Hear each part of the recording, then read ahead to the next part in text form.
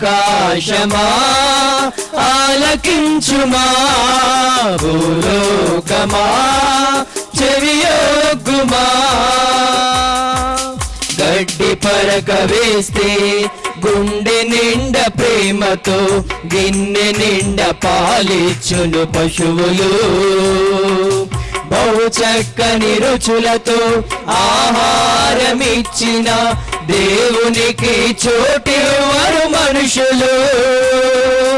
గడ్డి పరక వేస్తే గుండె నిండా ప్రేమతో గిన్నె నిండా పాలిచ్చును పశువులు.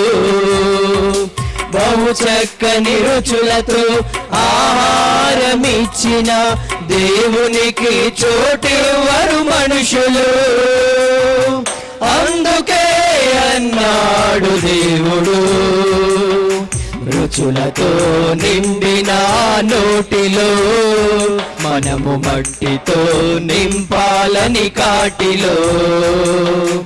అందుకే అన్నాడు దేవుడు, రుచులతో నిండిన నోటిలో మనము మట్టితో నింపాలని కాటిలో.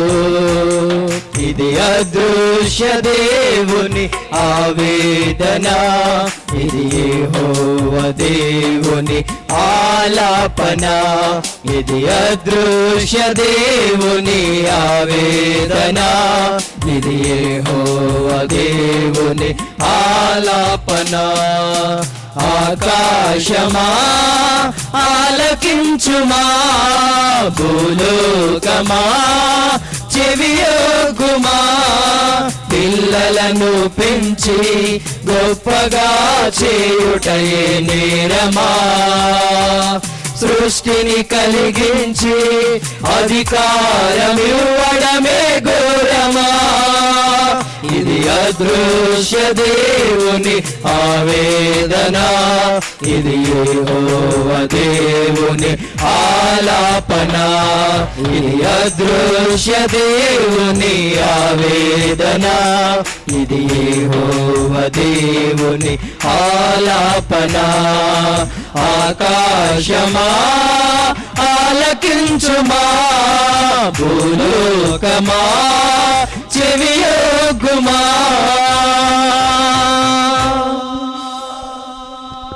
శ్రేష్ఠ గ్రంథము బైబిల్ పఠింప, శ్రేష్ఠ గ్రంథము బైబిల్ అనుదినం పఠించిన ప్రేమతోడ నడుపుందాము బైబిల్. అనుదినం పఠించిన ప్రేమతోడ నడుపును ఆ పఠింప శ్రేష్ఠ గ్రంథము Bible. The best book to read is the Bible. The best book to read is the Bible. If you read it every day, if you help you all the way, oh, the best book to read is the Bible. The best book is the Bible. दुनिया में सबसे प्यार पुस्तक Bible, दुनिया में सबसे प्यार पुस्तक बाइबल. पढ़ो जो उसका रोज बरोज, सामय कात्र कोई न हो, ओ दुनिया में सबसे प्यार पुस्तक बाइबल.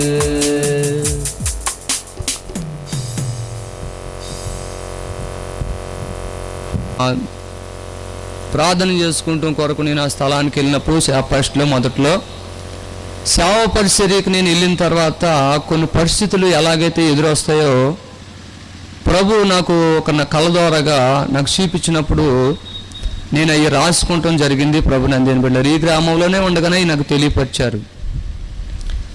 అయితే ఆ యొక్క విషయంలో ఎలాగైతే నేను మొదటగా ఉండి ప్రార్థన చేసుకున్నప్పుడు నా భార్యకి ఎవరో వచ్చి ఏమండి మీకు ఏబు గ్రంథం చదవమన్నారండి అని నాకు అట్టుకొచ్చేత్తం జరిగింది. అయితే ఆ ఏబు గ్రంథాన్ని ప్రభునందేని బిడ్డలారా నా దగ్గరికి పట్టుకొచ్చినప్పుడు అది నేను చదువుతూ ఉన్నప్పుడు ప్రభునంద నాలో ఉన్న కొన్ని లోపాలు దేవుడు నాకు అర్థం చేస్తాం ప్రారంభించాడు. చాలా విచిత్రముగా చిన్నప్పుడు డబ్బులు తీసి అన్ని విషయాలు నాకు అర్థమవుతున్నాయి ప్రభునందు దేని బిడ్డలారా. మా తండ్రిని మా తల్లి అక్కడ డబ్బులు పెట్టి అన్ని విషయాలు నాకు అర్థమవుతున్నాయి మొత్తం అన్నీ. అది చాలా విచిత్రంగా ఉంది. ఏంటంటే నేను ప్రార్థన చేసుకుని ప్రభునందు ఎక్కువ ప్రార్థన చేసుకున్నప్పుడు ఆ యొక్క సేవా విషయంలో నేను సేవకి వెళ్ళినప్పుడు ఆ యొక్క దురాత్మ ఎలాంటి పరిస్థితులు బట్టి నేను బలహీనంగా అయ్యి ఆ సేవ పరిచర్య ఎలాగైతే ఆ యోబు గ్రంథంలో ఎలా ఉందో నాకు తెలియదు. కానీ ప్రభునందు దేని బిడ్డలారా అప్పుడైతే నేను చూడలేదు. తర్వాత నేను చదివినప్పుడు నాకు అర్థమైనది ఆ పరిచర్య విషయం అంతా కూడా మరి దుష్టుడు అలాగా మరి పాడైపోయి ప్రభునందు దేని బిడ్డలారా మరి నేనైతే మరి అక్కడ నుంచి ఇంకో ఊరు వెళ్ళాలనుకున్నాను. మరి పంపించారు దైవజనులు. కానీ ఈ ప్రాంతం వచ్చిన తర్వాత కొన్ని పరిస్థితులు బట్టి మరి నేను వెళ్ళలేకపోయాను. ప్రభునందు అయితే ఈ ప్రాంతంలో ఉన్నాను కాబట్టి నేను దేవుని యొక్క నామాన్ని బట్టి సేవ చేయాలని ఆశపడి సహోదరులందరూ కూడా మరి నువ్వు వెనక్కి వెళ్తాకలేదు, మళ్ళాను నువ్వు బలంగా సేవ చేయాలి. అయితే దేవుడు ఆ యోబు గ్రంథంలో ఏమనుందంటే సమస్తమును యెహోవా ఇచ్చెను, యెహోవాయే తీసివేసుకున్నాను యోబు గారు చెప్పాడు.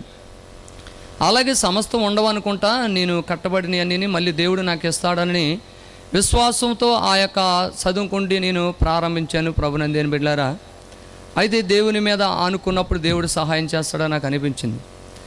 అలాగే కొనసాగుతున్నప్పుడు ప్రభుని సోదరులు కూడా మరి సంఘస్థులు మరి నన్ను బలపరిచి మరి నా తండ్రి కూడా మరి నా తల్లి అయితే మీకు తెలుసు అందరికీ ఇంచుమించులో 25 సంవత్సరాలు బట్టి నా తల్లి బలహీనంగా ఉన్నది.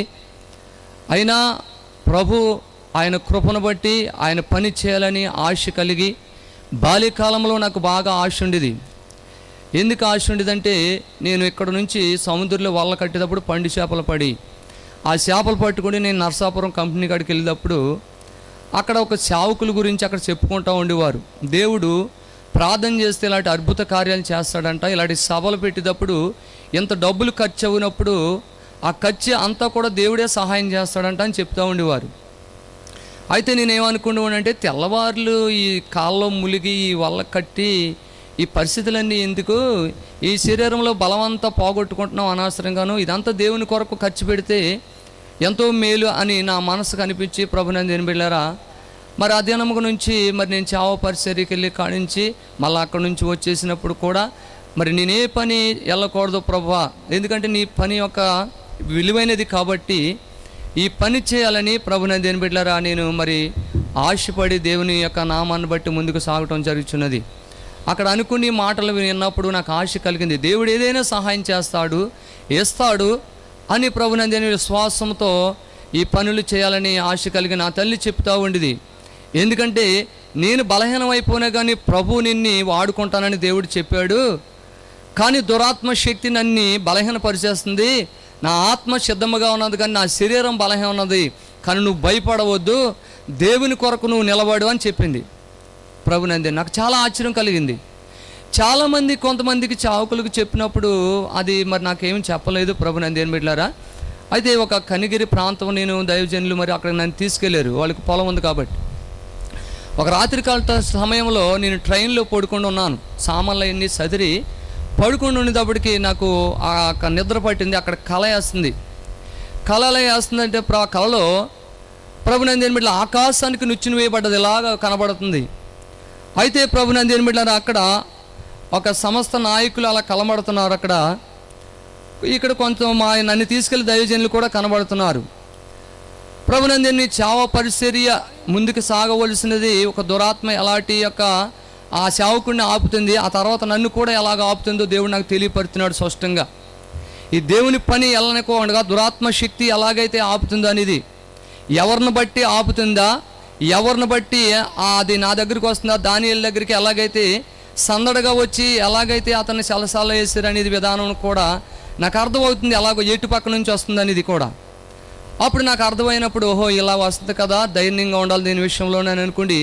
నేను ప్రార్థన చేసుకుండి ప్రభునందు దేని బిడ్డలారా ఇది ఆగకోకూడదు దేవుని కృపను బట్టానని ఆ సహోదరుడికి వేణు గారికి చెప్పినప్పుడు చెప్పాడు, బావా నువ్వు దేవుడు మరి నీకు అన్నీ అర్థం చేస్తున్నాడు కాబట్టి నువ్వు భయపడవద్దు, కానీ దేవుని యొక్క పని దేవుడు చేస్తాడు, నువ్వు ధైర్యంగా ఉండని మరి చెప్పినప్పుడు మరి నాగరాజు మరి ఇంకా తదితర సోదరులందరూ కూడా ప్రభునందు దేని బిడ్డలారా, మరి వాళ్ళు నన్ను బలపరచడం జరిగింది. మరి నా భార్య కూడా, మా తల్లికి 25 సంవత్సరాల బలహీనత. అప్పటి నుంచి మరి సమస్తమును ఆవిడ, మరి మా అమ్మగారు చెప్పింది, నీ భర్తని జాగ్రత్త, మరి ఆ యొక్క తినే విషయంలో కూడా, వస్త్రం విషయంలో కూడా మరి చాలా జాగ్రత్తగా చూసుకోవాలని చెప్పిందంట ప్రభునందు దేని బిడ్డలారా. ఆ తర్వాత మరి నా భార్య నాకు చెప్పడం జరిగింది. అయితే మరి అన్నయ్య గారు అందరూ కూడా మరి వాళ్ళ దగ్గరికి వెళ్ళినప్పుడు మరి నన్ను కూడా వాళ్ళు ఎంతగానో బలపరిచారు, ఎంతగానో ప్రోత్సహించేశారు. ప్రభునందు దేని బిడ్డలారా, నువ్వు ఆగవద్దు, మరి నేను చదువుకోలేదు, మరి ఈ గ్రామంలో అందరికీ తెలుసు. ప్రభునందు దేని బిడ్డలారా, ఈ గ్రామంలో నేను ఎలాగా చిన్నప్పటి నుంచి ఎవరు సాహసం, ఎవరి దగ్గరికి వెళ్ళి అప్పు తెస్తామంటే తెలియదు నాకు, ఎవరి దగ్గరికి వెళ్ళి మాట్లాడతామంటే కూడా నేను ఎరగను. ప్రభునందు దేని బిడ్డలారా, ఇప్పుడు ఇక్కడ ఈ స్థలంలో నుంచుండి మాట్లాడాలని కూడా నాకు కూడా తెలియదు. నేను 2 రోజులు 3 రోజులు వెళ్ళి కానించి ప్రార్థన చేసుకున్నాను, ప్రభు నీవు నాకు సహాయం చేయి, మరి అందరి దగ్గర నేను మాట్లాడాలి, నా విషయాలు నేను చెప్పాలి కదా ప్రభు, నువ్వు నాకు జరిగించిన విషయాలన్నీ, జరగబోయే విషయాలు.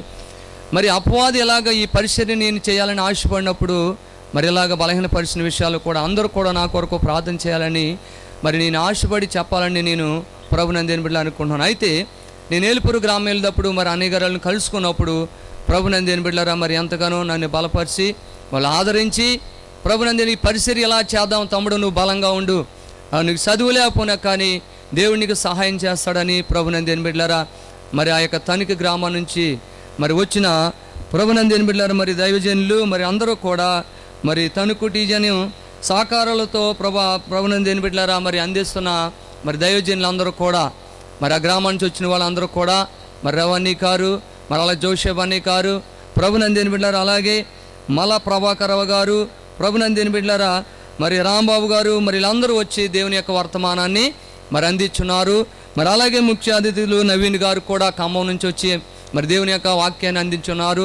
మరి గ్రామంలో చిన్నలు పెద్దలు కూడా, సహోదరులు అందరూ కూడా మరి దేవుని యొక్క మాటలు 2 రోజులు విన్నారు. ప్రభునందు దేని బిడ్డలారా, అయితే మరి నా గురించి నా గ్రామంలో ఉన్న సహోదరులు కూడా అందరూ కూడా, చిన్నవారు యవనస్తులు పెద్దవారు అందరూ కూడా మరి నేను బలంగా దేవుని యొక్క సేవ, దేవుని యొక్క పని చేయాలని మీ మధ్య నేను పెరిగాను కాబట్టి ప్రభునందు దేని బిడ్డలారా మరి నేను ఎలాగా ఎప్పుడు సముద్రవారినే ఉండి చేపలు పట్టుకుంటా ఉండేవాడిని మీకు అందరికీ తెలుసు. ఒక ఖాళీ సమయంలో కూడా ఎందుకు వెళ్ళకోకుండా ఇంటికాడ ఉంటే ఏం వస్తుందని వెళ్తూ ఉండేవాడిని. కానీ ఆ పరిస్థితులన్నీ కూడా వెళ్ళి ఏమి చేసి, ఏమి సంపాదించి, ఏమి చేద్దాం, ఎందుకు వచ్చింది అంతా అసలు అని ప్రభునందు దేని బిడ్డలారా మరి నా సహోదరులు, నా బంధువులు అందరూ కూడా చాలామంది మరి అంటూ ఉండేవారు నన్ను. కానీ అదంతా నాకేమో అది ప్రసంగి గ్రంథంలో మరి దైవజనులు చెప్పినప్పుడు అదంతా అర్థమే, కానీ దేవుని యొక్క పని ఒకటే కడవరకు నిలుస్తుందని ప్రభునందు దేని బిడ్డలారా మరి నేను అనుకుని ఈ పనిలో మరి ప్రోత్సహించి దైవజనులని ఎంతగానో బలపరుచున్నారు. మరి వాళ్ళందరూ సేవకులు మరి ఇక్కడ లేరు, కానీ మరి జోషేఫ్ అన్నయ్య గారు ఉన్నారు. మరి వాళ్ళందరికీ కూడా సర్వోన్నతుడైన దేవుని యొక్క కృపను బట్టి మరి తణుకు నుంచి వచ్చిన మరి సేవకులు, మరి ఏలుపూరు నుంచి వచ్చిన మరి సహోదరులందరికీ కూడా, మరి చిన్నవారు మొదలుకొని పెద్దవారు వరకు అందరికీ కూడా, నా గ్రామస్తులకి ప్రభునందు దేని బిడ్డలు అందరికీ కూడా సర్వోన్నతమైన దేవుని యొక్క నామాన్ని బట్టి అందరికీ కూడా వందనాలు చెల్లిస్తున్నాను. ప్రభునందు దేని బిడ్డలారా మరి తరువాతి భాగానికి మరి దైవజనులకి అప్పచెప్తున్నాను. మరి నా కొరకు, నా కుటుంబం కొరకు, ఈ సేవ పరిచర్య కొరకు మరి నలుమూలలో వెళ్ళాలని నాకు చాలా ఆశ. ప్రభునందు దేని బిడ్డలారా నా ఆశ చాలా తపతపనాడుతుంది ప్రభునందు దేని బిడ్డలారా. ఎందుకంటే నా వయసు అయిపోతుంది, చాలా నా తల మెరిసిపోయింది, చూపు తగ్గిపోతుంది. ఈ దేవుని పని చేయాలి, కొన్ని వస్తువులు కొనాలి, కొన్ని త్వరతంగా యవనస్తుల్ని తీసుకెళ్ళాలి. ప్రభు ఒక రాత్రికాల సమయంలో చెప్పి ఉన్నాడు, ఏమి చేయలేం కదా ప్రభు అని అనుకుంటే ఆ రాత్రికాల సమయంలో ఒక వ్యక్తి వచ్చి, మీకు తాతయ్య గారి కుటుంబం ఉన్నది కదంటే, మీ తాతయ్య గారి కుటుంబం ఇక్కడ నుంచి చేపలు పట్టుకునేవారు కాదు కానీ మనుషులు పట్టుకునేవారుగా చేస్తారని ప్రభు నాతో చెప్పాడు. ప్రభునందు దేని బిడ్డలారా ఆయన మాట ఇచ్చాడు కాబట్టి నెరవేరుస్తారు. కాబట్టి ప్రభునందు నా కొరకు మరి అందరూ కూడా ప్రార్థన చేయాలని ప్రభు నామాన్ని బట్టి ప్రార్థన చేయమని కోరుతూ సెలవు తీసుకుంటున్నాను. చిన్న మాటలు, కొద్ది మాటలు దేవుడు దీవించును గాక. ఆమేన్. మనలాను ప్రేమించెను, మనలాను ప్రేమించెను, ప్రేమ నమ్మకము గల పరలోక తండ్రి తన కుమారుని పంపెను, రక్తము చిందించి మా పాపము కడుగా సిలువపై అర్పించెను, సిలువపై అర్పించెను శాశ్వత. మాకు మీరు అనుగ్రహించిన శ్రేష్టమైనటువంటి సంగతులను బట్టి మీకు వందనములు స్తోత్రములు చెల్లిస్తూ ఉన్నాం. మరి నీ దాసుడు మా ప్రియ సోదరులు పేతురు గారు, వేణు గారు, వారి ప్రియమైనటువంటి సంఘ బిడ్డలు, వారి కంట్రోల్లో ఉన్న సహవాసాలు, తాను పుట్టిన ఈ గ్రామంలో సాక్ష్యార్థమైనటువంటి అనుభవాలతో క్రీస్తు ప్రేమను పొందుకున్న కుమారులుగా ఆ ప్రేమ యొక్క విలువను తెలుసుకున్న వారై ఆ ప్రేమను తన తోటి వారికి, తన కుటుంబ సభ్యులకు పంచిపెట్టుట కొరకు అనేక దినాల నుండి ప్రార్థన చేసి ఈ 3 దినాల కార్యక్రమాలను వారు కలిగి ఉండి నిర్వహించి ఈ 3వ దినమున చివరి దినముగా ఈ పరిసర ప్రదేశాలలో సత్య సువార్తను నీ బిడ్డలైన వారి ద్వారా వారు ప్రకటింపచేసి ఈ రాత్రి మరికొన్ని నిమిషములు నీ మాటలు మరి వినటానికి, తెలియపరచటానికి అవకాశమును కల్పించినందుకు వందనాలు. మరి వారిని, వారి కుటుంబమును, సంఘమును, మరి ఇక్కడ చేరిన ప్రియమైన బిడ్డలను జ్ఞాపకం చేసుకుంటూ ఉన్నాం. తండ్రి, ఈ రాత్రి నీ మాటలతో నిలబడుతున్న నన్నును మీరు జ్ఞాపకం చేసుకునండి. నా ముందు ఉన్న ప్రియులకు లేక రక్షింపబడలేని అనేకులకు ఈ రాత్రి ఒక శ్రేష్టమైనటువంటి అనుభవాన్ని కలిగించేదిగా, చేయవలసినదిగా మనవి చేస్తూ ఉన్నాను, ప్రాధేయపడుతూ ఉన్నాను. అందరికీ అవసరమైనటువంటి మాటలను దయచేయండి. చిన్నలు పెద్దలందరినీ మీరే జ్ఞాపకం చేసుకున్నామని, మంచి వాతావరణ పరిస్థితుల మధ్య మీ నామాన్ని సన్నుతిస్తూ, మహిమపరుస్తూ, కీర్తిస్తూ మా ప్రభువును, మా రక్షకుడును యేసు ప్రభు వారి యొక్క నామమున ప్రార్థించి బ్రతిమాలి వేడుకుంటున్నాము తండ్రి. ఆమేన్. కూర్చోనండి.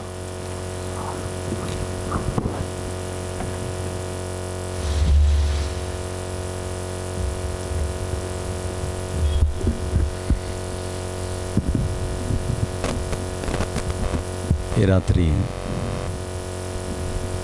మనలందరినీ ఓ మంచి అనుభవంలోనికి తీసుకుని వచ్చి ఆయన సంగతులను వినడానికి, ఆలోచించటానికి, మాట్లాడుకోవటానికి మనందరికీ తరుణం ఇచ్చినటువంటి కన్న తండ్రి అయిన దేవునికి కృతజ్ఞతలు తెలియజేస్తూ, యేసు ప్రభు వారి యొక్క నామమున వేదికను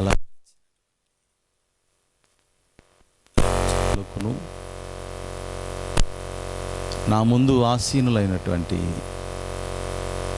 పరిశుద్ధులైన మీ అందరికీ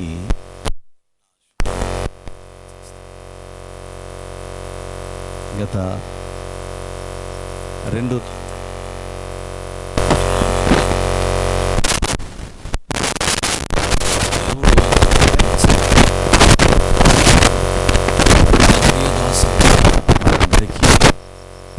వినిపించటం జరిగింది. గత రాత్రి దేవుని దాసుడు నవీన్ ఆత్మకు దేవానికి సమర్పించాను.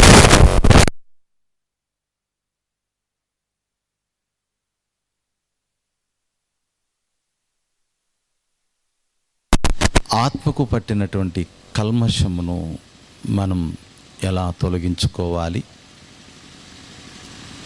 ఆ కల్మషం యొక్క విడుదల ఎవరి ద్వారా జరుగుతుంది, తదితర విషయాలను మనం వింటూ వచ్చినాం.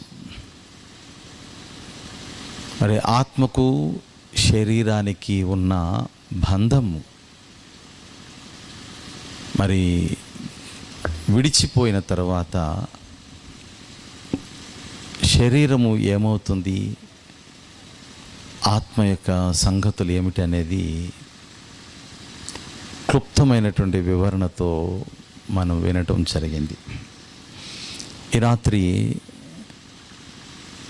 దేవుని యొక్క మాటలను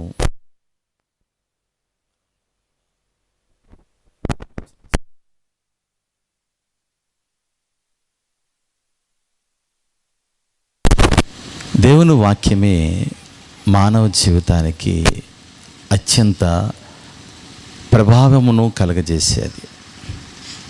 మనిషికి దేవుడు లోకములో ఎన్నిటినో కలగజేశారు.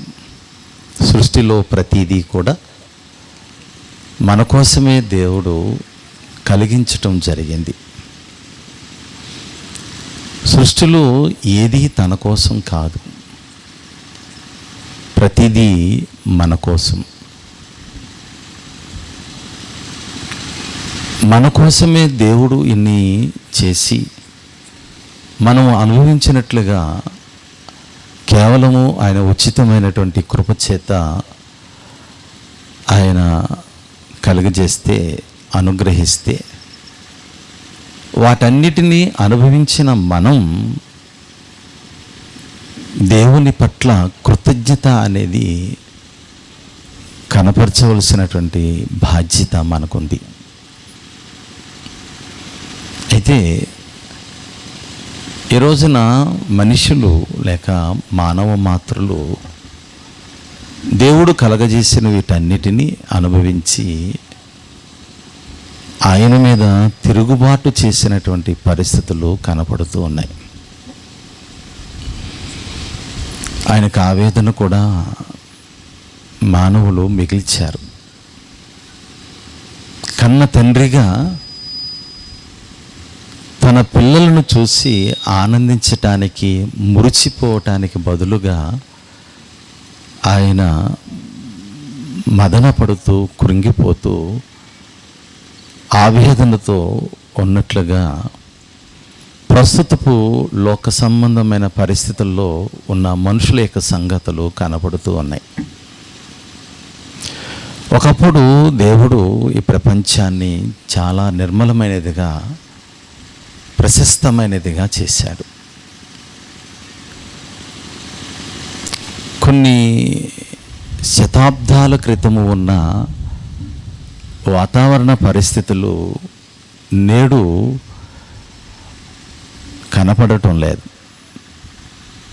అభివృద్ధి బాగా జరిగింది, కానీ అభివృద్ధి ముసుగులో మానవ జీవితాలకు ఈ ప్రపంచం లేక ఈ ప్రకృతి మేలు చేయటానికి బదులుగా కీడును కలిగించే అనుభవాలు. ఎందుకు ఇలా సంభవించింది అని మనం ఆలోచన చేస్తే, మనిషి యొక్క ఆలోచనలు, మనిషి యొక్క తలంపులు, ఇవన్నీ కూడా దేవునికి భిన్నమైనవిగా కనపడుతూ ఉన్నాయి. ఒకప్పుడు దేవుడు ఎంతో నిర్మలంగా మానవ జీవితాలను కలుగజేస్తే, ఆ నిర్మలత్వం కానీ, ఆ పవిత్రత కానీ, యథార్థత కానీ ఈ రోజుల్లో మనుషుల్లో కానీ, సమాజంలో కానీ ఆయన అనుకున్నట్లుగా కనపడటం లేదు. ప్రపంచం యొక్క తీరు మారిపోయింది. ప్రపంచం యొక్క తీరు మారటం అంటే మనుషుల యొక్క స్వభావాలు మారిపోయినాయి. ఒక 40-50 సంవత్సరాల క్రితం ఉన్న మనుషుల యొక్క తత్వాలు ఈ రోజున ఏమాత్రం కూడా కనపడటం లేదు. నేటి మనుషుల యొక్క తత్వాలు చూస్తుంటే దేవుడు హర్షించినట్టుగా లేవు, దేవుడు బాధపడేటట్టుగా ఉన్నాయి. ఒకప్పుడు దేవుడు లోకాన్ని ఎంతో ప్రేమించి తన పిల్లలైన వారికి అన్నిటినీ ఆయన సమకూర్చి పెడితే ఈ రోజున అన్నిటినీ అనుభవిస్తున్నటువంటి మనుషులు మాత్రము ఆయనను బాధపెడుతున్నట్టుగా చరిత్రలో ఎన్నో సంగతులు కనపడుతూ ఉన్నాయి. నేడు మనిషి యొక్క జీవన విధానము కానీ బ్రతుకు యొక్క తీరు కానీ ఏమాత్రము దేవుని సంతోషపెట్టేదిగా లేదు. అంటే దేవుడు ఉన్నాడు అన్న ఆలోచన కూడా మనుషుల మధ్య కనుమరుగైపోతున్నటువంటి పరిస్థితులు. దేవుడనే మాట పలకటానికి సమాజం ఇష్టపడుతుంది, కానీ ఆ దేవుని యొక్క సంగతులను ఆలోచించటానికి మాత్రము ఏమాత్రము తీరుక లేని పరిస్థితులు కనపడుతున్నాయి. మనిషి యొక్క జీవిత విధానం చాలా బిజీ షెడ్యూల్ అయిపోయింది. ఎక్కడ చూసినా అందరిలోనూ బిజీ. పోనీ ఏమైనా ఇంత బిజీలో ఉండి దేవునికి ఆనందాన్ని కలిగించే అనుభవాలు మనుషుల మధ్య కనబడుతున్నాయంటే ఏమీ లేదు.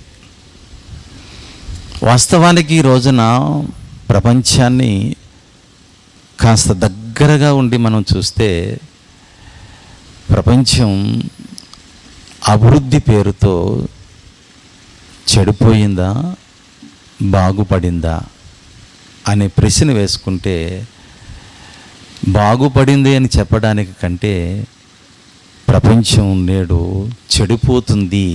చెడిపోయింది అని అనొచ్చు. మీరు ఒప్పుకుంటారా? మరి దేవుడు ఎన్నో ఆశలతో ఈ ప్రపంచాన్ని దేవుడు నిర్మించాడు. మేము మధ్యాహ్నము ప్రయాణం చేస్తూ వస్తున్నప్పుడు ఈ పరిసర ప్రదేశాల్లో ఉన్న సంగతులను చూసి ఒక ఇద్దరు సోదరులు మాట్లాడుకుంటూ వచ్చినాం. దేవుని యొక్క గొప్పతనం, దేవుని యొక్క శ్రమ ఎంత ఉన్నతంగా కనపడుతుంది. ఈ సువిశాలమైనటువంటి ఈ ప్రపంచంలో దేవుని యొక్క అద్భుతమైనటువంటి సంగతులు అసలు కళ్ళతో చూసి చెప్పటానికి కూడా మన సంగతులు సరిపోవు. అంత గొప్పగా దేవుడు ప్రపంచాన్ని నిర్మించడం జరిగింది. ఎవరి కోసం? నేడు భూమి మీద ఉన్న మానవుల కోసమే. మరి మనిషి దేవుడు చేసిన వాటన్నిటినీ అనుభవిస్తూ దేవుని గురించిన ఆలోచనలు ఎలాగున్నాయి అని మనం కాస్త గమనిస్తే దేవుని గురించిన తలంపులు చాలా చిన్నవిగా కనపడుతున్నాయి. అవసరమైతే దేవుడు అనే 3 అక్షరాల పదాన్ని పలకటానికి కూడా మాకు టైం లేదు అనే పరిస్థితి. బహు విచారకరమైనటువంటి విషయం. ప్రియులారా, ఎందుకు ఈ మాటలు చెప్తున్నానంటే తప్పక ఈ రాత్రి మనము ఆలోచించాలి. దేవుని ప్రేమ కానీ, దేవుని దయ కానీ, దేవుని వాత్సల్యత కానీ, దేవుని యొక్క కరుణా కటాక్షములు కానీ ఈ రోజున మనిషికి అక్కర్లేదు అనుకుంటున్నాడు. మనిషి ఒకవేళ అక్కర్లేదు అనుకుని త్రోసివేసిన ఆయన ప్రేమగల దేవుడు కనుక మానవులందరికీ ఆయన ఈ అనుభవాలు కలగజేస్తూనే ఉన్నారు. మనుషులు ఎంత చెడిపోయినా, దుష్టులుగా మరి మారిపోయినా ఆయన మాత్రము బిడ్డల మీద ఒక తండ్రికి ఉన్న ఆ ప్రేమ, ఆ వాత్సల్యత ఎలా ఉంటుందో నేడు ప్రపంచంలో మానవులందరి మీద కూడా ఆయన అలాంటి ప్రేమనే చూపిస్తూ ఉన్నాడు. ఆయనను త్రోసివేసిన, ఆయన గురించి మనుషులు ఆలోచించకపోయినా కన్న ప్రేమ చేత తన పిల్లల మీద మమకారముతో ఎవరునూ నిర్మూలము చేయకుండా ఆయన కనికరమును మనుషులకందరికీ సమీపంగానే ఉంచుతున్నాడు. అయినా మనుషులు వారి తత్వాలు మారని పరిస్థితులే కనపడుతున్నాయి. దేవుడు చాలా ప్రేమామయుడే. దేవుని నుండి మనుషులు చేస్తున్నటువంటి కార్యక్రమాలకు నిజంగా తీవ్రమైనటువంటి వ్యతిరేకత రావాలి. అక్కడక్కడ కనపడుతున్న ఎక్కువ శాతము దేవుని ప్రేమ మనుషులు పొందుకోవటానికే ఇంకా అవకాశము ఉంది. అయితే దేవుడు అంత ప్రేమగా మనుషులను ప్రేమిస్తూ ఉంటే మనుషుల్లో మాత్రము ప్రేమతత్వము కరువైపోతుంది.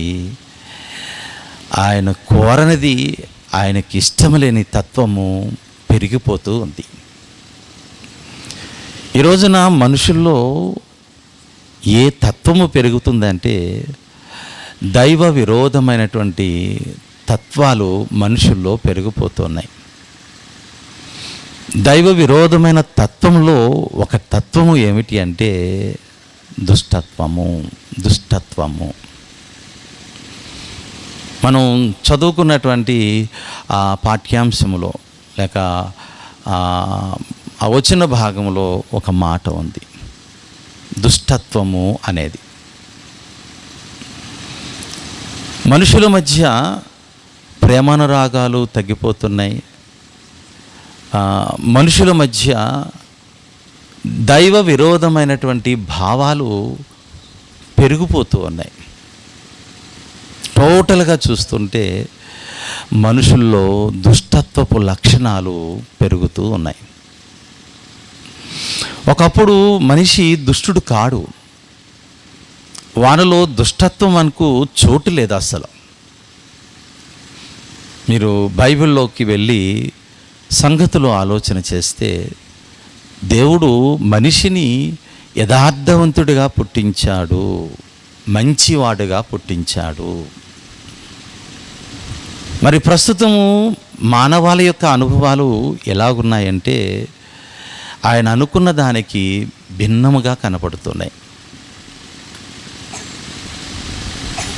మనుషుల యొక్క స్వభావాలు దైవ విరోధమైనటువంటి లక్షణాలతో కనపడుతున్నాయి. అలాగని మంచివారు లేరు అనటం లేదు. మంచివారుగా కనపరుచుకునేవారు కనపడుతున్నారు. మంచివారుగా ఉంటూ దైవ విరోధమైన సంగతులతో జీవితాలను గడుపుతున్నవారు సమాజంలో కనపడుతూ ఉన్నారు. ఏమంటే దేవుడు మనిషి యొక్క సంగతులన్నిటినీ క్షుణ్ణంగా ఆలోచన చేయగలిగినటువంటి వాడు. పుట్టించిన వానికి తన ద్వారా పుట్టినటువంటి వారి యొక్క లక్షణాలన్నీ కూడా తెలుస్తాయి, ఎలా ఉన్నారు అనేది. మరి దేవుడు ఈ రోజున మానవాళిని చూస్తున్నప్పుడు మనిషి యొక్క తత్వాల్లో ఏ తత్వం కనపడుతుందంటే దుష్టత్వము కనపడుతుంది. దుష్టత్వము. ఒకసారి బైబిల్లోకి వెళ్ళి ఆ సంగతులు చూపిస్తాను చూడండి. అంటే మనుషుల యొక్క తత్వము ఎట్లాగుంది. రోమాపత్రిక 1వ అధ్యాయము 28, 29 వచనాలు ఒక్కసారి గమనించండి. దయచేసి అటు ఇటు తిరగకండి, కాన్సన్ట్రేషన్ చేయండి. పిల్లలు అటు ఇటు తిరగొద్దు, దయచేసి వినండి. కొన్ని మాటలే, మేము చాలా తక్కువ టైం చెప్పాలి. మేము ఇక్కడ ఈ కార్యక్రమం ముగించుకుని సుమారు ఒక 70 కిలోమీటర్ల దూరం ప్రయాణం చేయాలి, సుమారుగా 220 మంది. కనుక త్వరగా ముగిస్తాం, మిమ్మల్ని ఇబ్బంది పెట్టాం. చెప్పబడిన మాటలు కొన్నైనా మీరు కాస్త మనసు పెట్టి ఆలోచన చేయండి. మరియు వారు తమ మనస్సులలో దేవునికి చోటీయ నొల్లకపోయారు గనుక చెయ్యరాని కార్యములు చేయుటకు దేవుడు భ్రష్ట మనసుకు వారిని అప్పగించెను. వారి మనసులోనటండి, అనగా దేవుడు అని అంటున్న మనిషి యొక్క జీవితంలో ఏమండి ఏం కనపడుతుందంటే అసలు దేవుని గురించినటువంటి మనసే లేదు. కనుక దేవుడు భక్తుడి చేత ఆ మాట వ్రాయించటం అనేది జరుగుతుంది. బైబిల్లో రాయబడిన మాటలు మానవ బ్రతుకులను కళ్ళ ఎదుట అలాగూ అల్లాడేటట్టుగా చేస్తున్నాడు. ఇంకా చెప్పాలంటే మానవుని యొక్క నిజస్థితిని అంతటిని స్కాన్ చేసి చూపించేది ఒక్క బైబిల్ అండి. బైబిల్లో రాయబడిన ఏ మాటైనా మన జీవితాలను చక్కదిద్దుకోవటానికి ఉపయోగపడేవే, సరిదిద్దుకోవటానికి సహకరించేవి, పాడు చేయటానికి కాదు, భ్రష్టులుగా చేయటానికి కాదు. దేవుడు అంతటి గొప్ప ప్రేమతో నేను సంధిస్తున్నాడు. ఈరోజు గత 3 దినాల నుండి కూడా నేను సంధించేది అదే. నీ జీవితము బాగుండాలి, నీ బ్రతుకు బాగుండాలి, నీ హృదయంలో నెమ్మది ఉండాలి, నీ మనసులో శాంతి ఉండాలి. అది పరలోకపు తండ్రి యొక్క కోరిక. తన పిల్లలందరూ కూడా శాంతి సంతోష సమాధానాలతో నిండి ఉండాలనేది ఆ పరలోకపు తండ్రి యొక్క ఆశ. మరి ఆ ఆశ తీర్చే పిల్లలు ఎవరున్నారు అని చూస్తే ప్రపంచంలో ప్రస్తుతపు 850 కోట్ల మంది ఉంటున్నారు. మళ్ళా 2021లో భారతదేశ జనాభాను లెక్కించబోతున్నారు. కోట్ల మంది పెరిగిపోతున్నారు. సంవత్సరానికి లేక 10 సంవత్సరాలకు ఒకసారి జనాభా లెక్కలు లెక్కిస్తున్నప్పుడు ప్రజలు పెరుగుతూనే ఉన్నారు, కానీ సంఖ్య తగ్గటం లేదు. దాని వెనకాల కూడా దేవుని ప్రేమ ఉంది. అంటే నా పిల్లలు భూమి మీద బాగుండాలి అనే ఆశ ఆయనది. మరణాల రేటు తగ్గుతుంది ప్రియులారా. అంటే కారణం ఏంటి తెలుసా? ఆయన దయ, ఆయన కృప మనుషులను ఇంకనూ సంధిస్తూ ఉంది. కారణం ఏంటి తెలుసా? వారి మనసుల్లో నాకు చోటు దొరుకుతుందేమో అన్న ఆలోచన. మళ్ళా చదువుతారన్నమాట. మరియు వారు వారి మనసులలో దేవునికి చోటు లేదట. మీరు ఒప్పుకుంటారా? ప్రపంచంలో కోట్ల కొలది మనుషులు ఉన్నప్పుడు ఆ కోట్ల కొలది మనుషులలో వారి మనసుల్లో నాకు చోటు ఉండాలని దేవుడు కోరుకుంటున్నాడు. ప్రతి వారి యొక్క హృదయంలో దేవునికి చోటు ఉందని ఈ రోజున చెప్పగలిగిన పరిస్థితి ఉందా అంటే లేదు. కారణం ఏమిటి? దానికి ఒక కారణం ఉంది. ఆయనేమో నా పిల్లల మనసులో నాకు చోటు ఉండాలని కోరుకుంటుంటే మనమేమో మన హృదయాలలో మన మనసుల్లో ఆయనకు చోటు లేకుండా చేస్తున్నాం. బాధ కదా? బాధండి. మనం ఒక మంచి ఇల్లు కట్టుకున్నప్పుడు ఆ కట్టుకున్న యజమానుడికి ఆ ఇంటిలో స్థానం లేదనుకోండి, ఎవడు కట్టుకున్నవాడు ఎంత బాధపడిపోతాడు చెప్పండి. చాలా చింతిస్తాడు. అరే నేను కష్టపడి కట్టుకున్నానే, నేను కట్టుకున్న ఇంటిలో నాకు స్థలము లేకుండా, వారి మనసులో స్థానము లేకుండా చేస్తున్నారు ఏమిటని ఏమండి కన్న తండ్రిని దేవుడు బాధపడుతున్న పరిస్థితి ఉంది. దానికి కారణం చదవండి క్రిందికి.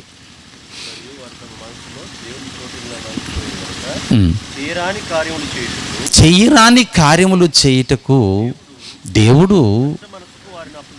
దేవుడు వారిని భ్రష్ట మనసుకు అప్పగించెను. అంటే ఈ రోజున ఏ వ్యక్తి యొక్క జీవితం చూసినా భ్రష్టపరచబడుతుంది మాట. మీరు ఇక్కడ ఒక విషయాన్ని ఆలోచన చేయాలి. తండ్రి ఎవరిని పాడు చేయాలని ఉద్దేశం కాదు. ఎవరి జీవితాలు నాశనం అయిపోవాలని ఏ తండ్రి కోరుకోడు కదా. తల్లిదండ్రులుగా మనకందరికీ తెలుసు, మన గర్భవాసమును పుట్టిన బిడ్డలు అందరూ బాగుండాలని కోరుకుంటాం. విసుగుపోయి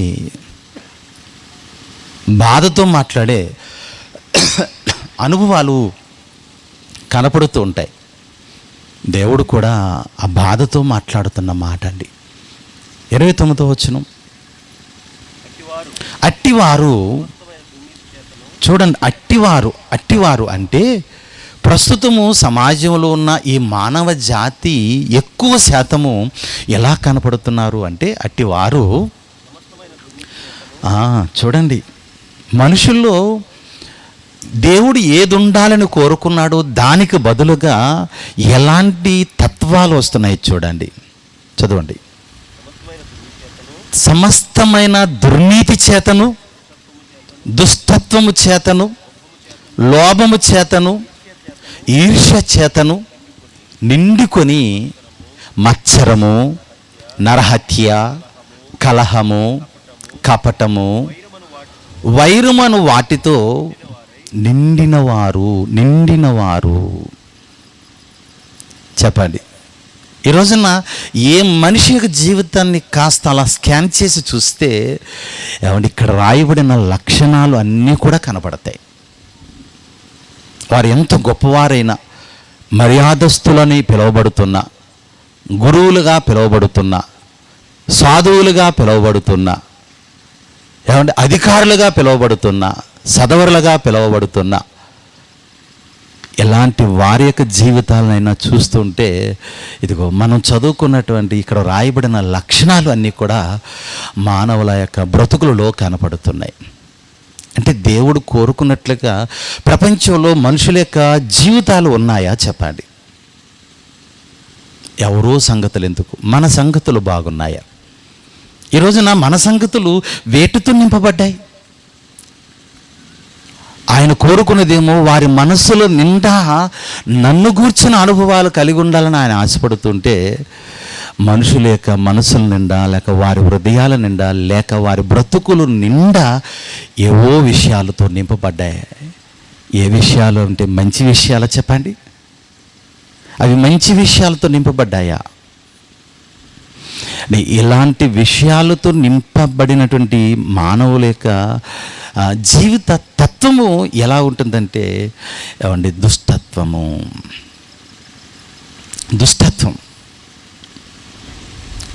ఈ లక్షణాలు మంచివారికి కాదు కదా, దుష్టులకు ఉండే లక్షణాలు మాట. అంటే ఈ లక్షణాలు కలిగిన వారు ఎవరినైనా మనం ఏమనొచ్చు అంటే మంచివారు అనటానికి వీల్లేదు. అనుకోవచ్చు, నేను మంచివాడని చెప్పుకోవచ్చు.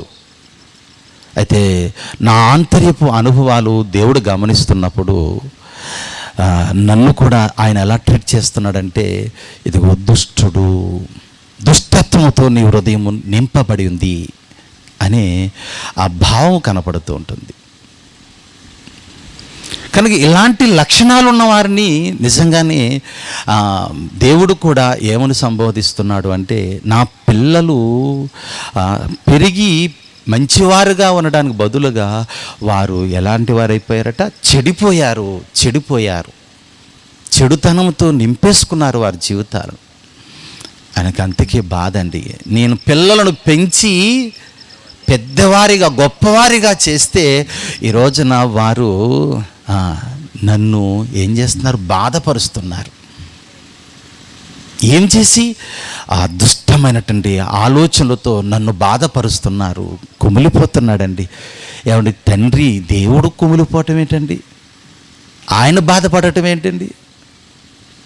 ఏమండి, నీకు ఎలాంటి బాధ ఉంటుందో నాకు అలాంటి బాధ ఉంటుందో దేవునికి కూడా అలాంటి బాధేనండి. బిడ్డలు పాడైపోతుంటే ఏ కన్న తండ్రికి బాధ ఉండదు చెప్పండి. మనం అనుకున్నట్టుగా మన బిడ్డల యొక్క జీవితాలు లేకపోతే ఏమండి, కన్న తల్లిదండ్రులు సంతోషిస్తారా, కుమిలిపోతారా చెప్పండి? దుష్ట లక్షణాలు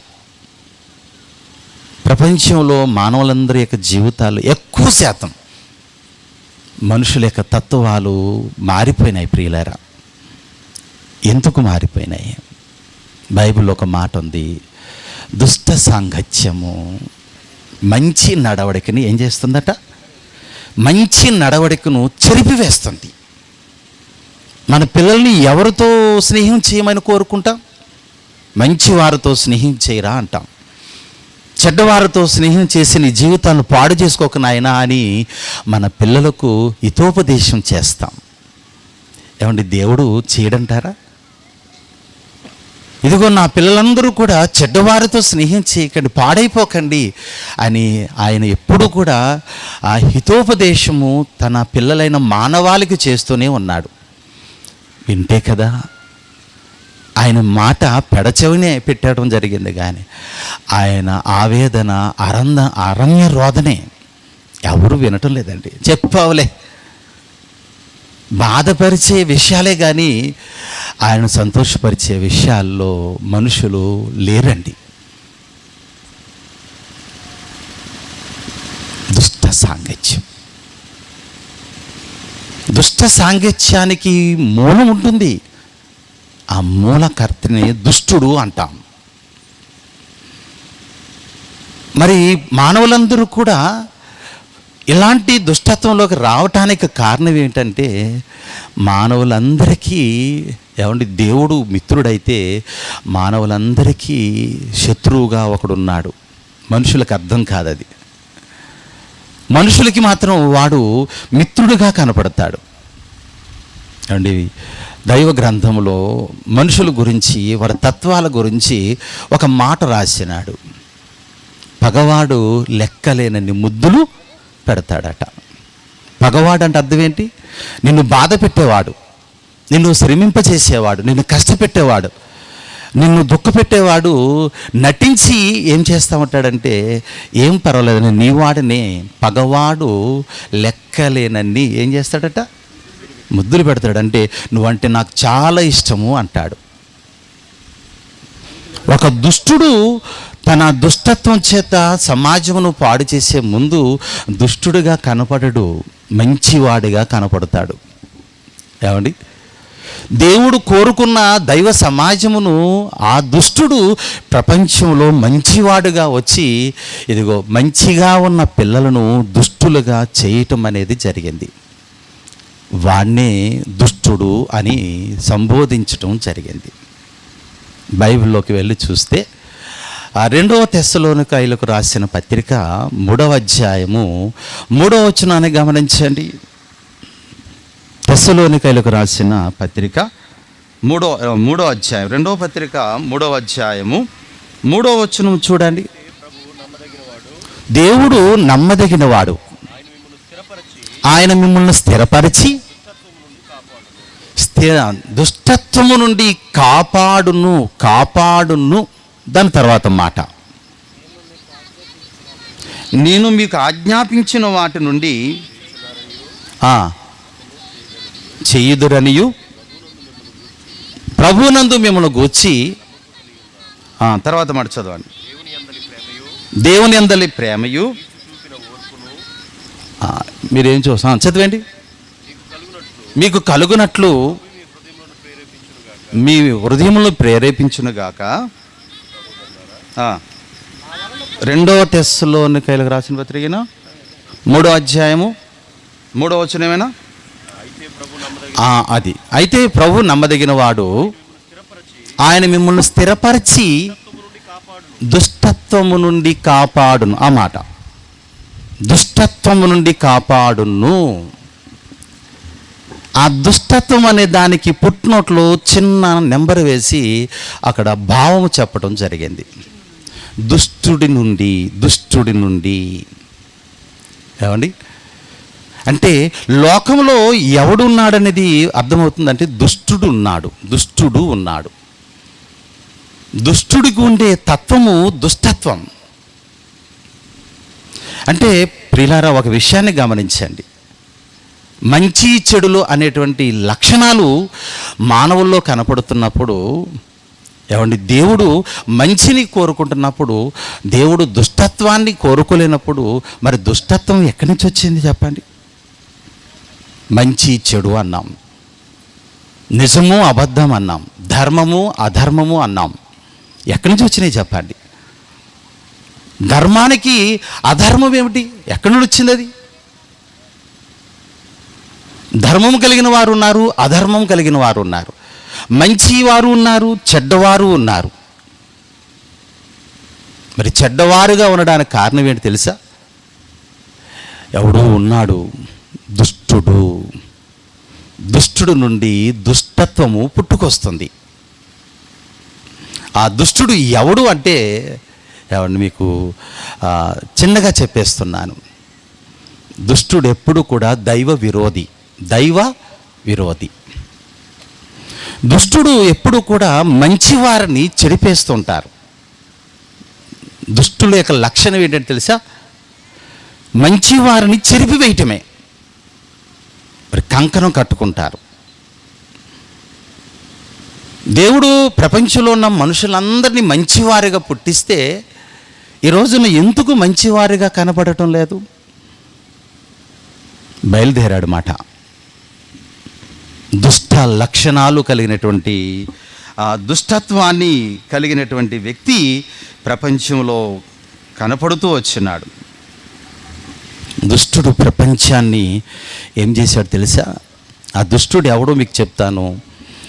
ఏమండి, దుష్టుడు లోకాన్ని దుష్టత్వంతో నింపేశాడు. ఆ మాట కూడా చదవండి దయచేసి. రోమాపత్రిక మనం చదువుకున్నాం, చూసారా? 1:29 దుష్టత్వము చేత మనుషులందరి యొక్క తత్వాలు ఏం చేయబడ్డాయి ఉంది అక్కడ? నింపబడింది. ఎవడు నింపేశాడు? ఒక ట్యాంక్ ఉంది, దాని అంతటా అది నింపబడదు. ట్యాప్ విడిచిపెట్టాలి, అందులో ఫ్లో అవుతుంటుంది. ఏమంటే మంచిగా ఉన్నటువంటి మానవ మనసుల్లోకి ఎవడో వచ్చి ఏం చేశాడు మాట అండి? నింపేశాడు. ఎప్పుడు జరిగింది తెలుసా? మీకు కాస్త బైబిల్ మీద ఏదైనా కొద్ది జ్ఞానం ఉంటే ఈజీగా అర్థమవుతుంది. ఒకవేళ ఇక్కడ ఎవరైనా ఆ బైబిల్ యొక్క సంగతులు ఆలోచనకు పోతే ఒక చిన్న సందర్భాన్ని చెప్తాను. మొట్టమొదట దేవుడు ఆదాము అవ్వలను భూమి మీద పుట్టించడం జరిగింది. మంచివారిగా చేశాడు. కొద్ది కాలమైన తర్వాత ఏమండి, ఒక వ్యక్తి వారి దగ్గరికి రావటం జరిగింది. వాడు వారిలో మనసును కలత పెట్టాడు. దేవుడు నిర్ణయించినటువంటి సంగతులను వారు పాడు చేసుకునేటట్టుగా ప్రేరేపించాడు. అక్కడ ఏం జరిగింది మీకు అక్కర్లేదు, కానీ వచ్చిన వ్యక్తి ఆ ఇద్దరిని ఎంతో దైవ భయముతో, నిజాయితీతో, యథార్థంగా ఉన్నటువంటి వారి హృదయాలను చెరిపివేశాడు. దేవుని గూర్చిన నిండు మనస్సు కలిగినటువంటి వారి యొక్క జీవితాలను నిజంగానే ఆ దినాన్న వారి మనస్సులను చెరిపేశాడు. వాడి పేరే అపవాది. ఆ రోజున వారి దగ్గరికి అపవాదిగా రాలేదు, ఒక మంచి స్నేహితుడిగా వచ్చాడు. నిజమా అన్నట్టుగా ఈజీగా వారి మాయలో పడిపోయారు. దుష్టుడని తెలిస్తే మనం మాయలో పడం, మంచివాడు అనుకుంటేనే మాయలో పడిపోతాం. ఈ రోజుల్లో అలాగే మాయ చేస్తున్నారు కదా. మంచివారిగానే వచ్చి మాయ చేస్తారు, నిజం కదా. అలాగే ఆ రోజుల్లో కూడా అతడు వారిరువురిని మోసగించాడు. పని చేశాడు, చాలు అనుకున్నాడు, వెళ్ళిపోయాడు.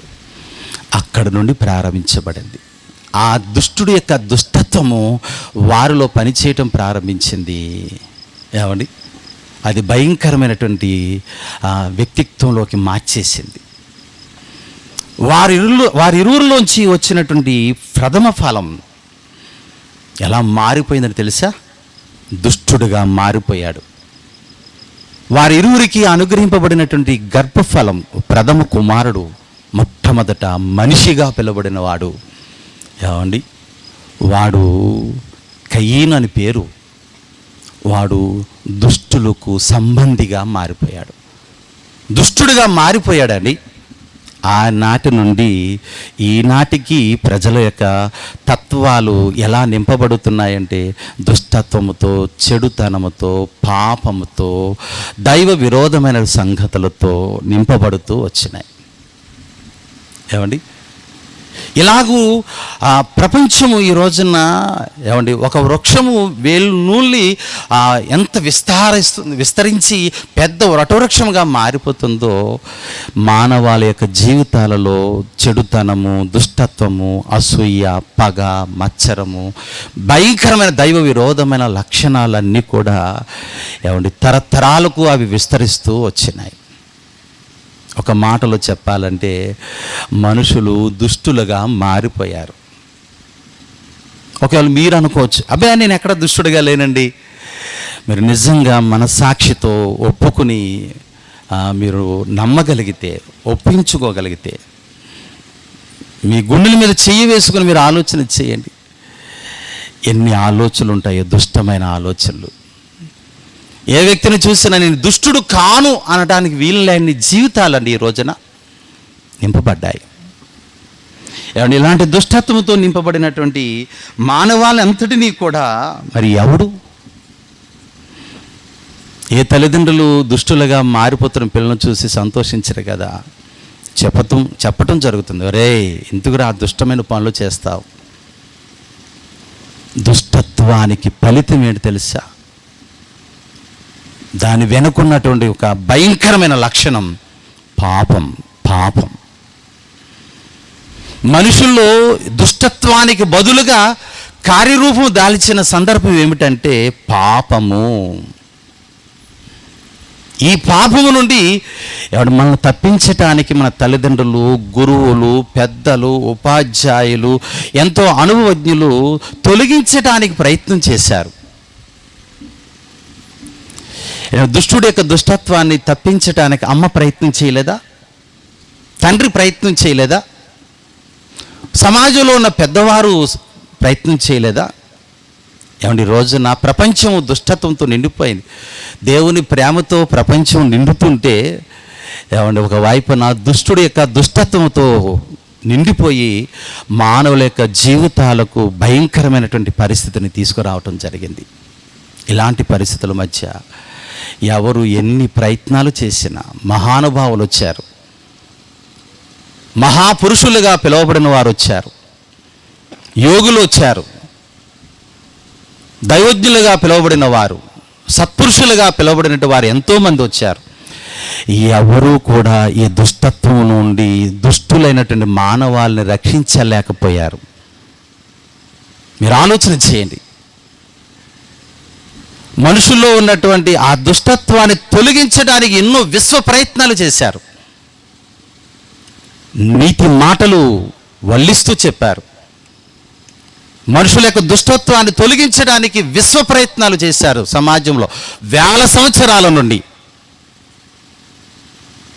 చివరికి దేవుడు కూడా ప్రయత్నం చేశాడు. తనకిష్టులైనటువంటి ప్రజలను ఇది తన పిల్లలైన వారి యొక్క దుష్టత్వను తొలగించడానికి ఎంతోమందిని ప్రపంచంలోనికి పంపించాడు. ఎవరి ప్రయత్నాలు కూడా సఫలం కాలేదు.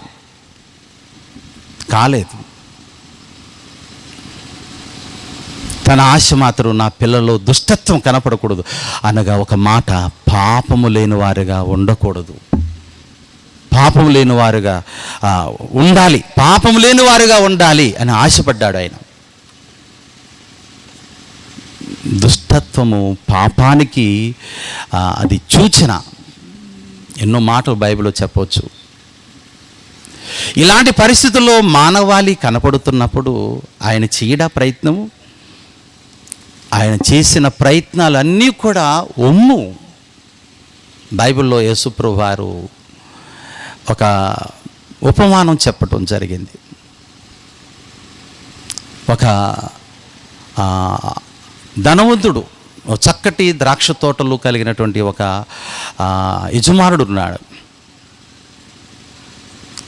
తన దాసులైన వారిని పిలిచి తన ద్రాక్ష తోటలను అప్పగించి వాటిని కాపు కాయండి అని చెప్తే, కొంతకాలం ఆయన దేశాంతరం వెళ్ళి మళ్ళా తిరిగి వచ్చిన తర్వాత ఆ పనివారి దగ్గర నుండి తన స్వాస్థ్యాన్ని తీసుకోవటానికి మనుషుల చేత కౌరు పెడతాడు.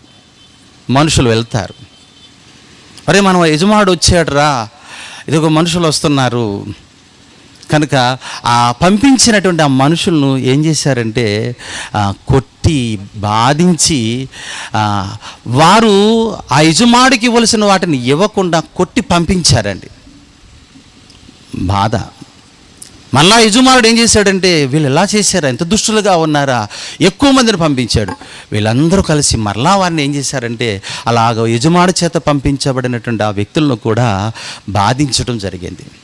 చివరికి అంటే ఆ యజమాడికి ఆ ప్రియుల మీద మమకారం ఉంది. మీరు ఆత్మీయంగా ఆలోచన చేయండి. చిట్ట చివరికి తనకున్న ఒక కుమారుణ్ణి, నా కుమారుని వాళ్ళు గనపరుస్తారు, నా కుమారుని మాట వింటారని చెప్పి పంపిస్తే రే వీడు వారసుడురా అని చెప్పి భయానకమైన దుష్టత్వంతో అతనిని ద్రాక్ష తోట వెలుపలికి తీసుకుని వెళ్ళి కొట్టి చంపి అవతల పడేశారు. ఆ ఉపమానములు అంత దుష్టులుగా ఉన్నారు వాళ్ళు. అంటే ఆ యజమానుడు చేయలేదంటారా ప్రయత్నం? పరలోకపు తండ్రి కూడా ప్రపంచ మానవులందరినీ వారి యొక్క సంగతుల్లో నుండి తప్పించాలని కోరుకున్నాడు, ప్రయత్నాలు చేశాడు. ఏ ప్రయత్నానికి లొంగలేదు మానవ జాతి. ఏమండి, చిట్ట చివరికి ఒక ప్రయత్నం, చిట్ట చివరికి దుష్టమైనటువంటి పాప స్వభావాలతో నింపబడినటువంటి మానవుల్ని ఎలాగైనా సరే మంచివారిగా చేయాలని పరలోకపు తండ్రి చిట్ట చివరి ప్రయత్నం. అదే మీకు పట్టణంలో చదివించటం జరిగింది. ఆ భాగం చదువుతారా మరలా ఒకసారి? ఎక్కడ చదువుకున్నాం? అపోస్తల కార్యంలో 3వ అధ్యాయం 26వ వచనం చదువుతారు. దేవుడు తన సేవకుని పుట్టించి మీలో ప్రతి వానిని వాని దుష్టత్వము నుండి, మీలో ప్రతి వానిలో ఉన్న దుష్టత్వమును మళ్ళించాలి. ఏమిటి అపవాది ఆ దుష్టుడను చూసారా? దుష్టత్వమునకు మూలకుడు, బేస్ ఆరిజిన్ దుష్టుడు. ఒకవేళ బైబిల్ లాంగ్వేజ్ ఎరిగిన వారికి అపవాది. లోకంలో చాలామంది కూడా తెలుసు, సాతానుడు అని కూడా చాలామందికి ఆ పేరు నోటెడే. సాతానుడు, దుష్టుడు, అపవాది. వాడు ఏం చేస్తున్నాడు? మళ్ళించాడు. ఎలా మళ్ళించేశాడు చెప్పండి? దేవుడు పుట్టించిన ఈ మానవ జాతిని అంతటినీ ఏం చేశాడు చెప్పండి? మళ్ళించేశాడు. దుష్టుడు ఎప్పుడూ కూడా మంచివారిని మళ్ళించడమే పని. ఈ రోజున మళ్ళించడం లేదా చెప్పండి?